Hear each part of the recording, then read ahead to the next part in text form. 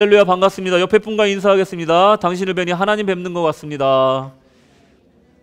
네, 반갑습니다. 당신을 뵈니 예수님 뵙는 것 같습니다. 인사하겠습니다. 예, 예수님 뵙는 것 같습니다. 당신을 뵈니 천사를 뵙는 것 같습니다. 인사하겠습니다.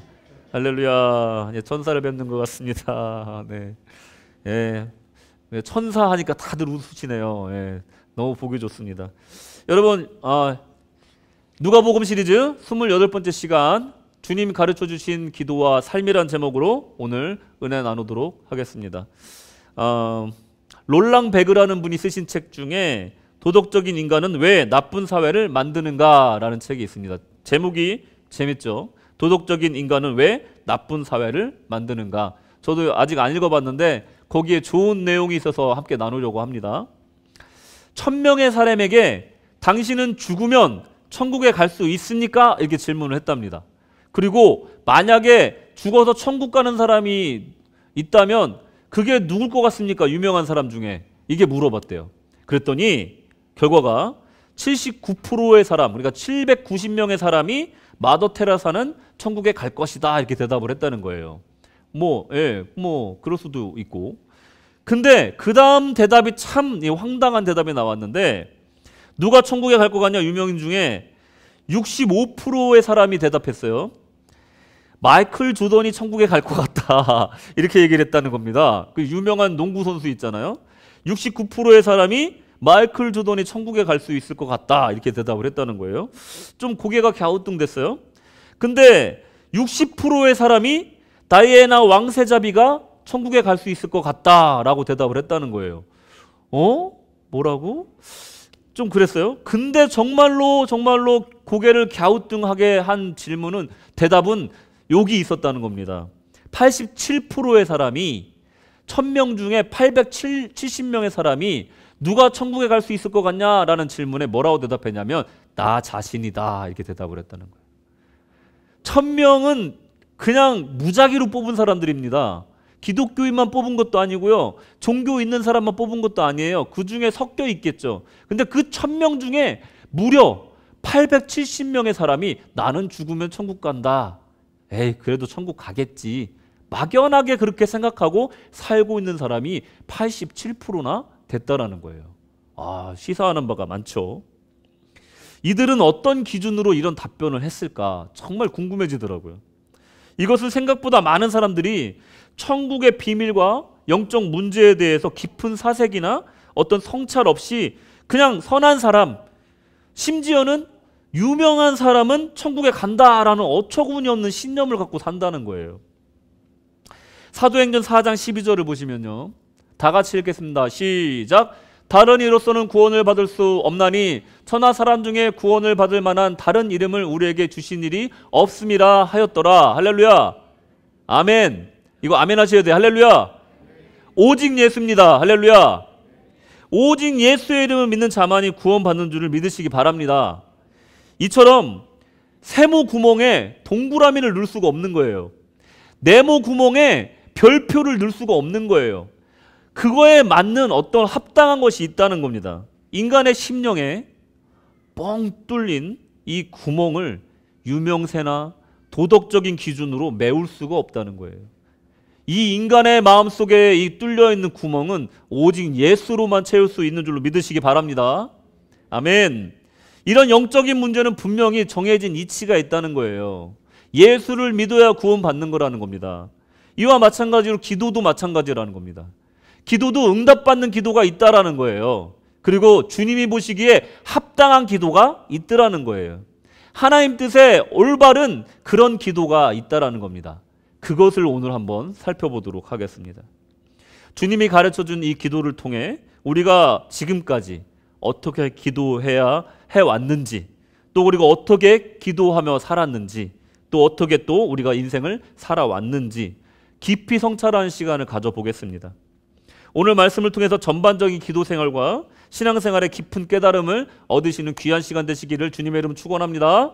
아멘. 첫째로 주님의 기도 자세에 대해서 한번 생각해 보도록 하겠습니다. 오늘 본문을 시작은 우리 주님의 삶의 단편을 이렇게 보여주시면서 시작을 해요. 누가복음 11장 1절의 말씀을 보시면 예수께서 한 곳에서 기도하시고 마치시매라고 시작을 합니다. 이것은 예수님이 항상 구분된 곳, 한적한 곳을 찾아 기도하셨다는 것을 보여주시는 거예요. 이때만 잠깐 기도하신 것이 아니라 항상 기도하고 있었다는 것을 이 단면으로 보여주는 겁니다. 5장 16절에 보시면 예수는 물러가사 한적한 곳에서 기도하시니라. 항상 한적한 곳을 찾아서 그리고 또 구분된 곳을 시간을 통해서 기도하는 시간을 끊이지 않고 가지셨다는 거예요. 그리고 주님은 평소에도 이렇게 꾸준히 기도하셨고 또한 중요한 일을 앞두고 있거나 위기의 순간에 더욱더 기도하셨다는 겁니다. 주석에서는요, 이거와 관련해서 이렇게 말합니다. 예수님은 인생의 주요 위기 순간마다 기도하셨다. 다음 거 보여주시겠어요? 세례 받으실 때, 또 제자들을 선택하실 때, 혼자 기도하실 때도 있었고요. 또 주변 사람들을 데리고 가서 기도하신 적도 있어요. 그리고 시몬 베드로를 위해서도 기도하십니다. 또 배반당하기 전에 동산에서 또 기도하시고요. 그리고 십자가 위에서조차도 기도를 하셨다는 거예요. 이런 걸 보면 예수님의 삶 자체가 기도이고 예수님의 기도 자체가 삶이었다는 것을 우리가 알 수가 있는 거예요. 누가복음은요, 사복음서 중에서 예수님의 기도하셨던 그 기사가 가장 많이 담겨 있다고 제가 누가복음을 시작하면서 말씀을 드렸어요. 그러니 우리 주님의 공생애는 이 기도로서 이루어진 삶이다라고 말할 수가 있는 것입니다. 또한 우리가 또 놓치지 말아야 될 것은 무엇이냐면 이 11장 1절에서 주님의 기도하는 자세에서 가장 두드러지는 특징이 뭐냐? 그것은 바로 마치심에라는 단어에서 알 수가 있습니다. 기도를 꾸준히 하고 오래 하는 것도 필요하지만 기도할 때 아주 집중적으로 하는 것이 중요하다는 거예요.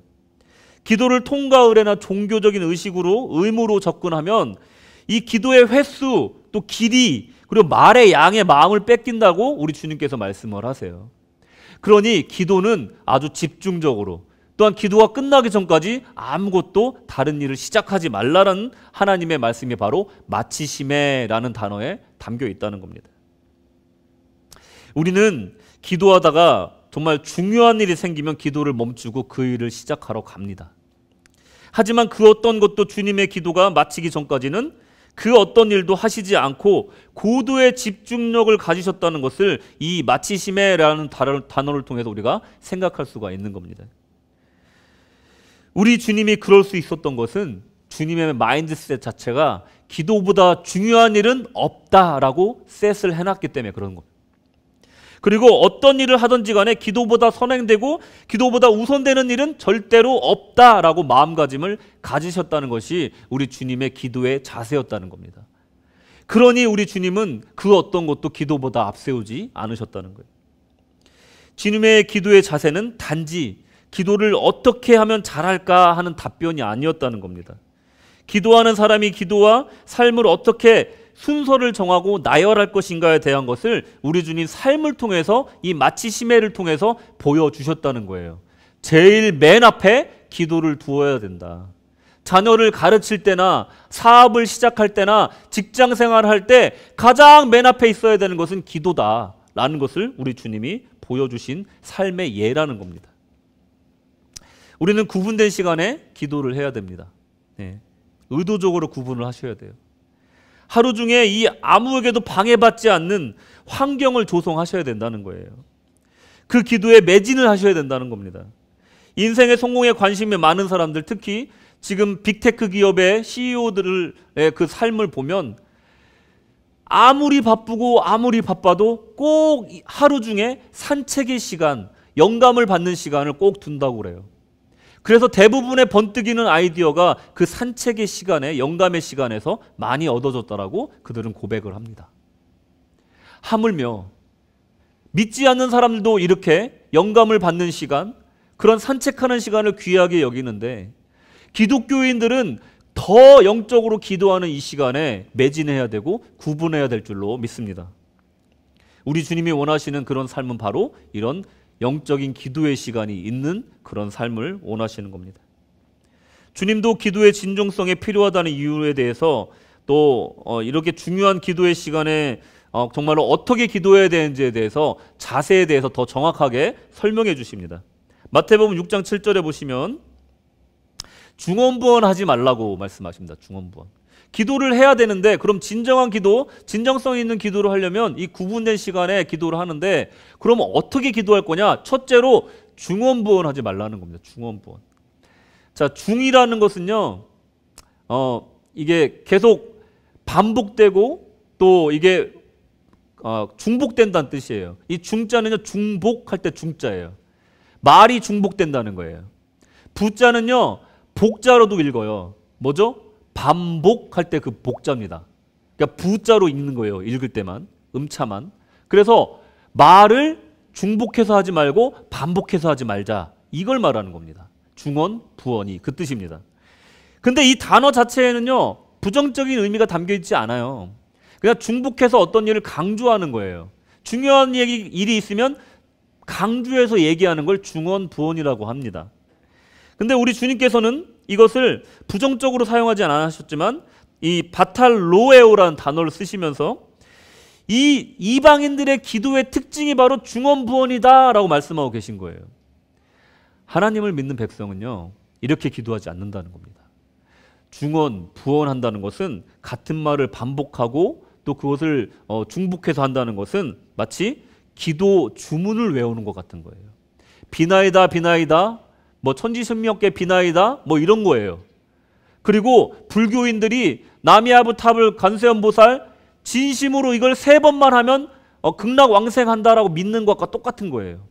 주문이라는 거예요. 그리고 이 이방인들이 기도할 때 복을 빌고 또 복을 주십시오 기도할 때 이런 주문 같은 걸 외웠다는 거예요. 여러분 제가 고등학교 때 별명이 제가 1반이었는데 3반의 여호와 증인, 2반의 대사, 1반의 장광태 목사였습니다. 제가 별명이 목사였었어요. 1반 목사. 그래서 이 2반에 있는 대사라는 애는 불교 학생회를 다니는 애였어요. 근데 걔가 저한테 와가지고 머리가 아프다면서 저한테 안수 기도를 해달라고 그러더라고요. 그래서 해달라니까 저 해줬죠. 그랬더니 그거 말고 왜 니네 주문을 외우는 거 있잖냐 그거 좀 해줘라 그러더라고요. 뭔가 했더니 주기도문을 자기 머리에다 얹어놓고 해달라는 거예요. 그래서 해줬어요. 그랬더니 1시간 지나더니 자기가 머리가 안 아파졌대. 야 니네 주문 진짜 영빨 있다 그러는 거예요 저한테. 걔도 참 특이한 애였습니다. 그렇게 불교에서는 그런 주문 같은 게 굉장히 많잖아요. 뭐 불경을 외우면은 뭐 마음이 편안해지고 뭐 이런 게 있다라고 하잖아요. 이런 걸 중언 부언이라고 하는 거예요. 우리가 기도할 때 어떻게 기도하나 생각해 보세요. 똑같은 말을 반복하지는 않나요? 하나님과의 대화인데 우리가 이것을 계속해서 반복하거나 똑같은 말을 무의미 없이 계속해서 얘기하고 있지는 않는지 그것을 올바른 기도라고 하지 않는다라는 것을 여러분 기억하시기 바랍니다. 왜냐하면 하나님 아버지는 우리가 복을 빌지 않아도 이미 우리를 축복하셨기 때문입니다. 할렐루야. 우리는 이미 축복받은 존재라는 거예요. 우리가 그런 주문을 외워서 복을 받을 존재가 아니라는 겁니다. 우리가 주님 앞에 기도해서 복을 받으면 그것으로 끝나는 계약 관계가 아니라 우리는 아버지와 자녀의 관계라는 거예요. 그러니까 우리는 중언부언할 필요가 주문을 외울 필요가 없다라는 겁니다. 또 다른 것은 무엇이냐면 중언부언과 함께 외식적인 기도를 하지 말라는 거예요. 또한 사람들 앞에 보여지는 기도를 경계하셨습니다. 마태복음 6장 5절에 보시면 쭉 보시면요. 사람에게 보이려고 회당과 큰 거리 어귀에 서서 기도하기를 좋아하느니라 이런 말씀이 나와요. 우리가 얼마나 자주 기도하는지 다른 사람한테 알릴 필요도 없고 말할 필요도 없다는 거예요. 우리가 기도하는 걸 뭐하러 다른 사람한테 얘기를 합니까? 하지만 예수님 당시의 종교 지도자들은 자신의 영성과 기도 생활을 자랑했다는 거예요. 시장 어귀에 서서 동네 어귀에 서서 머리를 풀러 헤치고 그리고 초췌한 얼굴로 그리고 돗자리를 깔고 거기에서 앉아서 금식 기도를 했답니다. 그 당시에 3일에 한 번씩 장이 열리면 그때마다 시장 어귀에 앉아서 머리를 풀어 헤치고 초췌한 얼굴로 금식 기도를 하는 모습을 사람들 앞에 보이려고 기도를 했대요. 그러면 사람들이 저 사람은 금식 기도하는 사람이야. 저 사람은 거룩한 종교 지도자야. 저 사람은 존경스러운 사람이야 하고 칭송을 했답니다. 우리 주님께서 뭐라고 말씀하십니까? 너의 상은 이미 받았다라고 얘기를 하시는 거예요. 우리가 사람들에게 칭송받기 위해서 기도하는 것이 아닌데 이 예수님 시대의 이 종교 지도자들은 이런 외식적인 기도를 했었다라는 거예요. 다른 사람에게요, 우리 기도하는 것을 알리는 순간 이 기도라는 것, 우리 영적인 생활이라는 것이 영적인 훈장이 된다는 겁니다. 그리고 금식 기도하고 철야 기도하고 새벽 기도하는 것은 나의 신앙의 훈장으로 모으기 위한 것이 아니라 하나님과 교제하는 것이 좋아서 보내는 시간이라는 것을 우리가 잊지 말아야 된다는 거예요. 주님은 이럴 때 우리에게 방법을 알려주시는데 어떤 방법이 제일 좋냐? 골방으로 들어가라 라고 말씀하십니다. 마태복음 6장 6절에 너는 기도할 때 내 골방에 들어가 문을 닫고 은밀한 중에 계신 내 아버지께 기도하라. 은밀한 중에 보시는 내 아버지께서 갚으시리라. 이렇게 말씀하십니다. 누가 갚으신다고요? 아버지께서. 사람들의 칭송을 받으려고 하는 것이 아니라 골방에 들어가서 하나님께서 갚으심을 바라보고 기도하는 거예요. 골방은 어떤 곳입니까? 사람들이 볼 수 없는 곳이라는 거예요. 오직 하나님께만 집중할 수 있는 곳이라는 겁니다. 누가 더 오래 기도하나 경쟁할 필요가 없는 곳이 바로 골방이라는 거예요. 오직 하나님의 음성을 들으며 나의 심령의 시면을 들여다보는 성찰의 장소라는 거예요.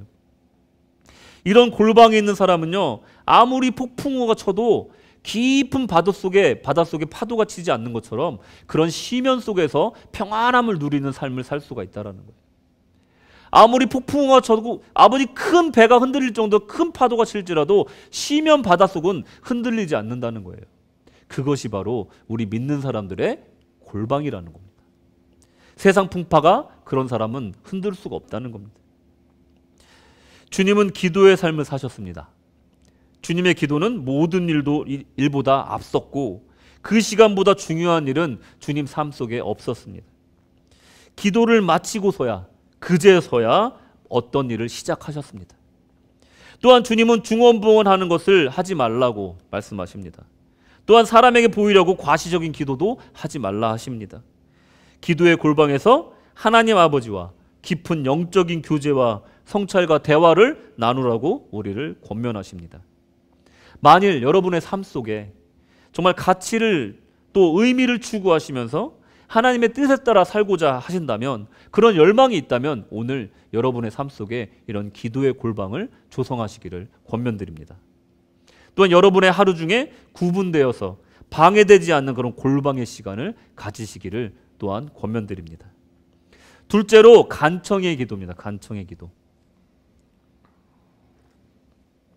우리 주님의 기도에 대한 마인드셋을 우리가 마음 자세를 봤는데, 이제 그러면 응답받는 기도는 어떤 기도인가에 대해서 우리 주님께서 얘기를 해주시는 거예요.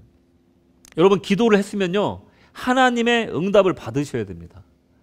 무턱대고 계속 기도만 하는 것이 아니라 기도를 하셨으면은 그게 예스든 노든 응답을 받으셔야 된다는 거예요.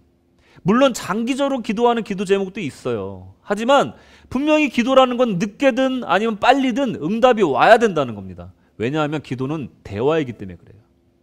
어떤 사람이 자기 얘기만 계속 한다고 생각해 보세요.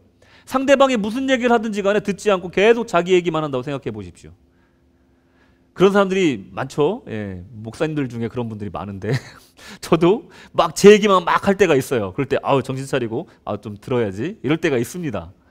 근데 그건 대화가 아니죠. 내 얘기만 하는 게 어떻게 대화입니까? 다른 사람의 얘기도 경청해 줄 줄 알고 그걸 공감해 줄 수 있어야 그게 대화가 되는 거죠. 그러니까 기도도 대화라고 그런 측면에서 볼 때 기도는 무조건 응답이 있는 거예요. 그 응답이 들릴 때까지 우리가 어떻게 기도해야 되냐? 그 답이 어디 있냐? 바로 간청하는 기도에 있다라는 겁니다. 11장 5절에서 7절에 보시면 이 간청에 대한 얘기가 나오는데 어떤 얘기냐면, 멀리서 친구가 여행을 왔어요. 밤에. 근데 이 친구한테 좀 대접을 해주고 싶은데 이분도 사정이 안 좋았나 봐요. 그래서 또 다른 친구한테 가서 밤에 떡 3덩이만 빌려달라 요구를 했더니, 야, 나 문 닫았고 지금 애들 자니까 내일 와라, 이렇게 거절을 하는 거예요. 그랬더니 예수님이 뭐라고 얘기하시냐면, 친구로서는 거절할 수 있지만 간청함으로서는 거절할 수 없다라고 얘기를 하시는 거예요. 무슨 말입니까? 야, 지금 당장 굶어 죽는 거 아니면 내일 아침에 와라, 애들 다 잔다, 그냥 좋게 좋게 얘기를 했겠죠. 근데 이 사람은 간절한 거예요. 내가 멀리서 온 친구한테 좀 이 밤에 굶주리고 잠들지 않게끔 좀 대접을 하고 싶은데 내가 돈이 없고 내가 떡이 없어. 그러니 친구야 제발 좀 부탁한다. 좀 빌려다오. 이런 간청을 한다는 거예요. 구차함에도 불구하고, 그리고 자존심 상함에도 불구하고, 민폐임에도 불구하고 부탁하는 것이 바로 간청이라는 거예요. 이게 기도의 본질이라는 겁니다. 하나님 앞에 교만한 사람은요, 기도 안 합니다. 아쉬울 게 없거든요. 하나님 앞에 교만한 사람은요, 내 힘으로 다 살아갈 수 있는데 내가 뭐하러 기도를 하나? 물론 입 밖으로 내밀진 않지만 그런 마음이 밑에 깔려 있다는 겁니다. 기도는요, 들어주셔도 되고 안 들어주셔도 된다는 생각으로 기도하는 사람은 이 세상에 아무도 없다는 거예요. 떡덩이를 빌려줘도 되고 아니어도 된다는 마음은 간청의 마음이 아니라는 겁니다. 많은 사람들이 어려움을 당하고 또 기도를 저에게 요청할 때가 있어요. 또 목회자분들한테 기도 좀 해주십시오 하고 부탁을 할 때가 있어요. 근데 놀라운 사실은 뭐냐면 저는 부탁을 받으니까 생각날 때마다 하루에 몇 번씩 그분을 위해서 기도를 해드리는데 며칠 후에 만나보면 어떠세요? 하고 물어보면 그분은 오히려 까먹고 기도를 안 하고 있더라는 거예요. 생각보다 사람들이 기도 부탁을 해놓고 자기 문제인데도 불구하고 간절하게 기도하는 사람이 찾기가 참 힘들더라는 거예요. 내 문제고 내 자식 문제이고 내 사업 문제이고 내 직장 문제인데 자기가 더 기도 안 하는 경우가 정말로 놀랍게도 굉장히 많더라는 겁니다. 나 혼자서 기도하고 있었던 거예요. 그분들을 위해서. 그런 경우가 진짜로 있어요. 이게 간절함이 없다는 거죠. 간청하는 마음이 없다는 것을 의미한다는 겁니다. 끈질기게 매달리고 기도해야 된다는 거예요. 기도는 간청이라는 겁니다. 간절한 마음이 없는 사람은요, 응답받기를 포기하고 문제를 시간의 흐름에 맡겨서 해결되기를 원하는 사람이라는 거예요. 간청하는 사람은요, 오늘 당장이라도 해결되기를 원하고 하나님께서 답을 주시기를 원하고 내가 주님 앞에 쓰임받기를 원하고 그런 애타는 마음이 있는 것이 간청의 마음이고 그래서 기도가 나오는 거지 종교적인 의무로 하는 것이 기도가 아니라는 겁니다. 주님께서는 이어서 기본적으로 기도의 원리에 대해서 말씀해 주시는데 간청하는 사람은 어떤 자세가 나오냐면 두드린다는 거예요. 두드린다는 거예요. 간청하는 사람은요, 구한다는 거예요. 주시옵소서 하고 구한다는 거예요. 11장 9절에서 10절의 말씀이 그 말씀이라는 거예요. 구하는 사람은요, 어차피 되지 않은 일이라고 생각하는 사람은 구하지 않는다는 거예요. 주실 줄로 믿고 구한다는 겁니다. 어차피 열리지 않을 거라고 실망하면 두드리지 않는다는 거예요. 안 열릴 것 같지만 주님께서 열어주실 것 같다 하면 두들긴다는 거예요. 구해도 구해지지 않을 거라는 걸 생각하지만 주님께서 주실 것이다 하면 달라고 기도하는 거예요. 그게 바로 간청하는 사람의 자세라는 겁니다. 어찌 보면 구하고 두드리는 행위는 믿음의 행위라는 거예요. 간절함의 표현이라는 겁니다. 간절함이 없고 믿음이 없는 사람은 두드리지 않아요. 포기해버린다는 거예요. 시간의 흐름에 맡겨버린다는 겁니다. 그렇지만 믿음이 있는 사람은 하나님이 우리에게 응답하신다는 것을 믿는 사람은 두드리고 그리고 구한다는 거예요. 그게 간청의 표현으로 나타난다는 겁니다. 우리가 마음으로만 간절한 것은 소용이 없다는 거예요. 진짜 간절한 사람은 이렇게 두드리고 그리고 구한다는 겁니다. 기도의 간단한 원리는 구하고 두드리는 것이에요. 거기에 포기하지 않고 간청하는 마음으로 기도하면 언젠가는 주실 것이다, 열릴 것이다 믿는 것이 기도자의 신앙이라는 겁니다. 그러니 마음으로만 간절한 것이 아니라 기도로 입으로 나올 수밖에 없는 것이 이 간청하는 마음이라는 것을 여러분 기억하셔야 된다는 거예요. 우리가 이렇게 두드릴 수 있는 것은 분명히 주님을 신뢰하기 때문입니다. 여러분, 자식이 정말 부모가 자식을 이길 수가 없다고 하잖아요. 부모가 자식 이기는 부모가 없다라고 합니다. 나쁜 일만 아니고 자식에게 해만 안 된다면 처음에는 반대하다가 또 자식이 좋아하는 일이 있으면 나중에는 응원하게 된다는 거예요. 그건 어쩔 수 없다는 겁니다. 자식 이기는 부모가 없어요. 간청하는 자식을 이길 수가 없다는 겁니다. 누가복음 11장 11절에서 12절까지 말씀을 보시면 너희 중에 아비 된 자로서 누가 아들이 생선을 달라 하는데 생선 대신 뱀을 주며 알을 달라 하는데 정갈을 주겠느냐. 더 좋은 거를 주지 나쁜 걸 주려는 부모는 없다라는 겁니다. 특별히 오늘은 파더스데이니까 아버지가 그런 분이 없다는 거예요. 예? 아버지 중에 자식이 뭘 달라고 하는데 그거보다 더 좋은 걸 주고 싶지 못 줘서 그런 거지 마음으로는 얼마든지 제일 좋은 거 자기 걸 떼서라도 주고 싶은 게 아버지 마음이라는 거예요. 그런데 간청하는 자식 앞에서 우리 하나님 모른 척한다? 이건 말이 안 되는 거예요. 간절히 기도하는 이유가 여기 있다는 겁니다. 그러니 기도 안 하는 사람은 손해고 기도 안 하고 힘들게 사는 것은 아버지의 뜻이 아니라는 겁니다. 그러니 여러분 구하십시오. 여러분 구하십시오. 아멘 하셔야 돼요. 구하십시오. 그리고 여러분 두드리십시오. 그리고 하나님께 우리 아버지께 간청하시기 바랍니다. 그 다음으로 너희는 이렇게 기도하라. 앞에서 말씀드렸듯이 우리 주님은 기도를 가장 중요한 가치로 생각하셨어요. 그리고 그런 모습을 기도하는 삶으로 제자들에게 보여주셨어요. 제자들은 깊은 감명을 받았습니다. 그래서 기도하는 법을 알려달라고 우리 주님에게 요청합니다. 누가복음 11장 1절 다시 돌아가서 제자 중 하나가 여짜오되 주여 요한이 자기 제자들에게 기도를 가르친 것 같이 우리에게도 가르쳐 주옵소서. 이 요청이 그냥 주님이 시켜서 나온 것이 아니라 주님의 삶을 보고 이들이 감명을 받아서 스스로 요청하는 거예요. 그러니 부모의 기도가 얼마나 중요합니까? 부모가 기도 생활을 하면요 자식들이 뭔 일이 생기면 와서 기도해 달라고 하는 거예요. 또 아픈 일이 있고 가슴이 쓰린 일이 있으면 부모한테 상담 신청하고 아빠 기도해 주세요 얘기하게끔 우리가 기도하는 모습을 자식들한테 보여줘야 되는 이유가 여기 있다는 거예요. 기도는 기도 좀 해라라고 말해서 되는 게 아니라는 거예요. 예수님처럼 기도하는 삶을 보여줘야 된다는 거예요. 신앙생활은 이렇게 보여주는 거라는 거예요. 기도를 잘하고 싶은 사람, 우리 성도님들 중에 기도 못하고 싶은 사람 없잖아요. 기도를 잘하고 싶은 마음은 누구라도 갖고 있는, 성도라면 누구라도 갖고 있는 마음입니다. 하지만 몇몇 분들 빼고는 기도를 어떻게 하는지 제대로 배워보신 적이 없으신 것 같아요. 이와 관련해서 지난 금요일 날 우리가 성경 주석가로 유명한 매튜 헨리의 청교도 기도법에 대해서 같이 금요 예배 때 배웠습니다. 매튜 헨리의 청교도 기도 4원칙이 있는데 요거에 따라서 기도하면 된다는 거예요. 첫째로 하나님께 영광을 돌리는 거예요. 둘째로 회개합니다. 그리고 셋째로 필요한 것을 구하고 그리고 마지막으로 감사하면서 기도를 마치시면 되는 거예요. 요대로 하면 이게 바로 스탠다드한 기도예요. 근데 이게 구조가 주기도문의 구조와 너무나 닮아 있습니다. 보실까요? 누가복음 11장 2절에 보시면 예수께서 이르시되 너희는 기도할 때 이렇게 하라. 아버지여 이름이 거룩히 여김을 받으시오며 나라가 임하시오며 영광을 돌리고 있습니다. 이렇게 기도를 시작하는 거예요. 근데 제가 권면하고 싶은 것은 어떤 틀에 갇혀서 영광을 돌리지 마시고 오늘 나에게 하나님이 어떤 은혜를 주셨는가. 나 오늘 너무 구원의 은혜가 감사해. 그러면 구원자 하나님 찬양합니다.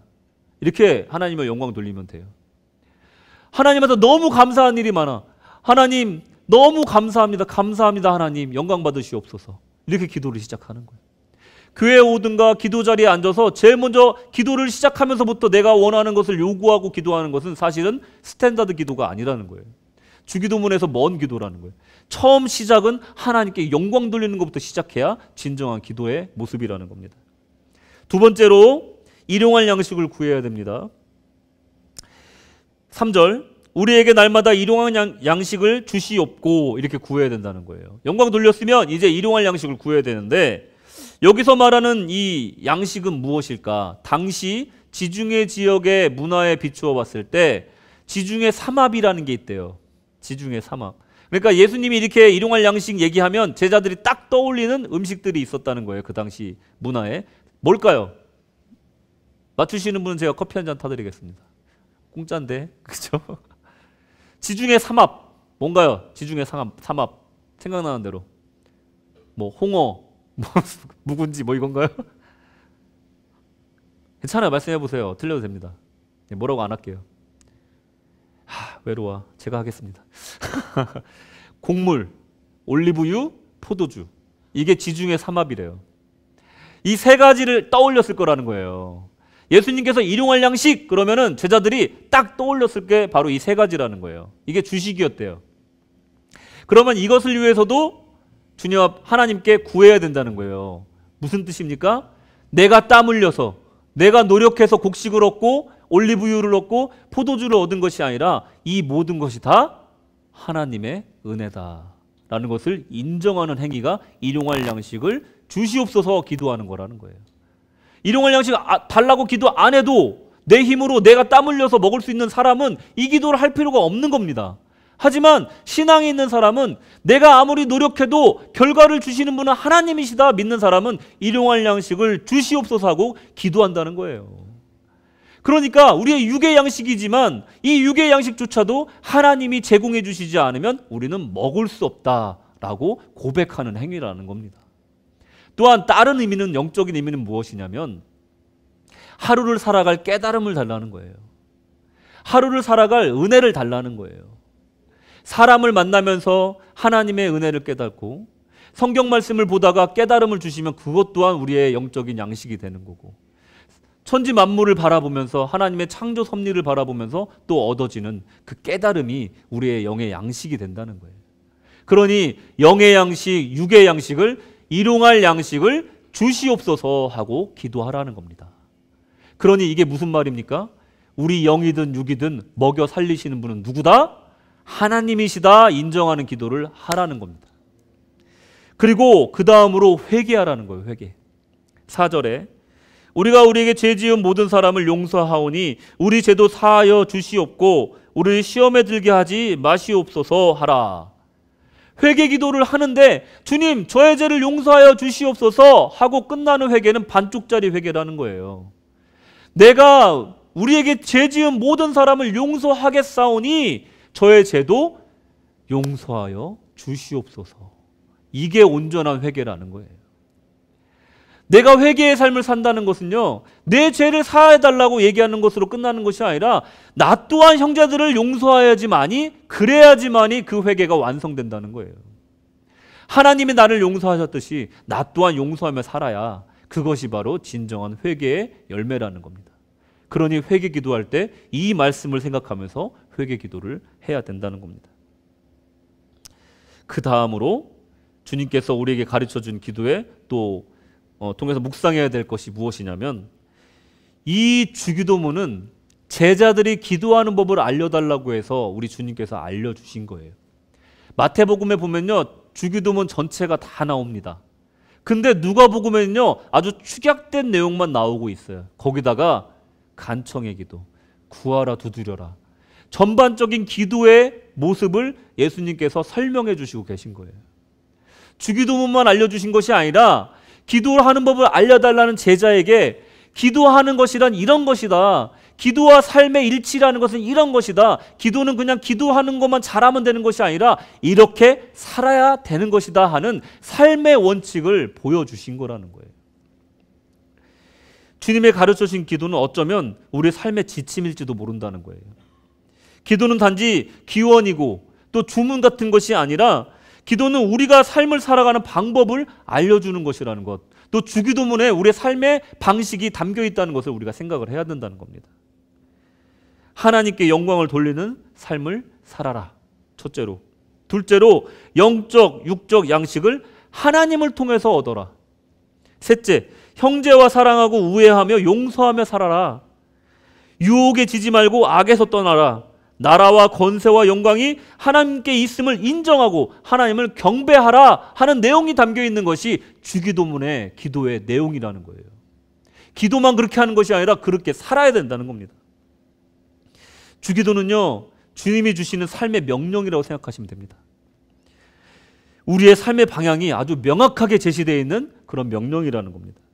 또한 기도를 했다면 그렇게 살아야 하고, 찬양을 했다면 그 찬양의 가사처럼 살려고 애를 써야 된다는 겁니다. 지금까지 우리가 기도에 대해서 어떻게 생각했는지 한번 성찰해 보시기 바랍니다. 기도만 하고 그렇게 살진 않았는지, 지금까지 우리의 신앙과 삶에 얼마나 일치가 이루어지고 있었는지 성찰해 봐야 된다는 거예요. 우리의 알미 우리를 구원할 수 없습니다. 우리의 지식이 우리를 영생을 줄 수가 없다라고 지난 시간에 함께 나눴습니다. 진정한 예수를 알고 그의 삶을 따라가는 사람만이 진정한 신자가 될 수가 있고 영생을 얻을 수 있다는 거예요. 알고만 있는다고 해서 영생을 얻을 수가 없다는 겁니다.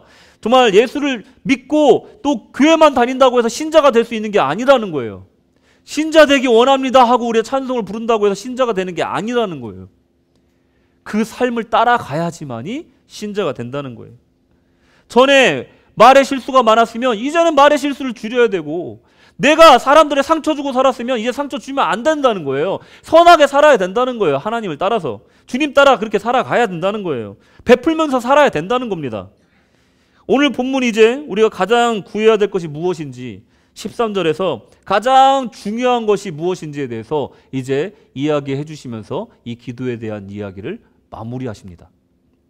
13절 다 같이 읽겠습니다. 시작. 너희가 악할지라도 좋은 것을 자식에게 줄 알거든 하물며 너희 하늘 아버지께서 구하는 자에게 성령을 주시지 않겠느냐 하시니라. 우리가 이제 제일 중요하게 구해야 될 것이 무엇인지 말씀해 주시는 거예요. 맨 마지막에. 무엇보다 우리가 구해야 할 것은 바로 성령의 인도, 성령의 충만함인 줄 믿으시기 바랍니다. 성령을 통해서 우리는 온전하게 살 수가 있습니다. 우리 주님께서 주기도문을 통해서 우리가 어떻게 살아야 되는지 알려주셨어요. 근데 여러분 다 아시잖아요. 우리는 연약하여서 이것을 다 지킬 수가 없습니다. 그런데 그것을 도우셔서, 우리가 연약함을 도우셔서 우리가 온전하게 살게끔 우리를 이끌어 주시는 분은, 우리가 하나님의 뜻에 합당한 기도를 드릴 수 있게 도와주시는 분은 누구라고요? 성령 하나님이라. 그와 관련해서 로마서 8장 26절 27절에 이렇게 나와 있습니다. 이와 같이 성령도 우리의 연약함을 도우시나니, 우리 온전하게 살고 싶지만 그렇게 살 수 없는 우리 인생들의 연약함을 도우시고, 그리고 우리의 마땅히 기도할 바를 알지 못해요. 너무 힘들 때는요, 기도할 바를 알지 못하고 기도도 나오지 않을 만큼 힘들 때가 있더라는 거예요. 그럴 때 오직 성령이 어떻게 하신다고요? 말할 수 없는 탄식으로 우리를 위해서 기도하신다는 거예요. 나는 기도할 수 없어. 나는 온전히 살 수가 없어. 나는 너무 연약해. 하지만 그럴 때 우리를 위해서 말할 수 없는 탄식으로 성령께서 기도하시고 계시다는 거예요. 외롭지 않습니다. 여러분, 외롭지 않습니다. 모든 사람이, 모든 세상에 나를 버린 것 같아도, 나 홀로 앉아 밤에 울고 있어도 그것은 홀로 앉아 있는 것이 아니고요, 나를 위해서 말할 수 없는 탄식으로 성령께서 우리를 위해서 기도하고 계시다는 거예요. 그러니 우리가 구해야 될 것은 바로 성령의 충만함이라는 겁니다. 나 기도 잘할 수 있어. 나 온전히 살 수 있어. 교만을 내려놓고 성령님 도와주세요. 하나님의 뜻에 합당한 기도를 드리기를 원합니다. 내가 내 욕심을 통해서 기도했던 것들 다 내려놓고 이제 하나님의 뜻에 합당한, 하나님의 뜻대로 기도하기를 원합니다. 하나님 뜻대로 살기를 원합니다. 성령님 나와 동행하여 주시옵소서. 기도해야 된다는 거예요. 나의 만족과 유익을 위해 구하던 기도했던 것들을 다 내려놓고 진정 예수를 더 알기를 원하는 그 간절하고 간청하는 기도를 드리는 그런 복된 주일이 되시기를 주님의 이름으로 축원합니다. 또한 그런 삶을 살기를 애쓰고 힘쓰시기를 또한 권면드립니다. 주님께서 이 시간 우리가 정말 연약할 때 우리가 구해야 될 것은 성령의 도우심이라는 것을 기억하시고, 여러분 성령의 도우심, 충만하심을 구하시면서 이 주님의 가르쳐 주신 기도 그대로 살고자 애쓰고 힘쓰시는 우리 성도님들 되시기를 주님의 이름으로 축원하고 사랑합니다. 기도하겠습니다. 하나님 아버지, 우리는 연약합니다. 그런데 너무도 감사하게 우리의 연약함을 우리 주님이 너무도 잘 아십니다. 그래서 보혜사 성령님을 우리에게 보내주셨습니다. 예수님 따라 살고 싶은데 우리가 너무 연약합니다. 너무 부족합니다. 그래서 우리에게 성령님을 허락하여 주셨습니다. 하나님, 우리가 주님 뜻대로 살기를 원합니다. 성령으로 인도하여 주시옵소서. 하나님 뜻대로 기도하기를 원합니다. 성령으로 기도하게 하여 주시옵소서. 하나님께서 성령의 충만함으로 영적 세계로 인도하시기를 원하며 깊은 성찰의 세계로 나아가기를 원하며 정말 하늘나라의 가치와 의미를 찾아 살아가는 복된 삶으로 인도하시기를 원하오니 하나님 오늘 성령으로 충만하게 하여 주시옵소서. 주의 뜻대로 살기를 원하오며 예수님의 이름으로 기도드렸습니다. 아멘.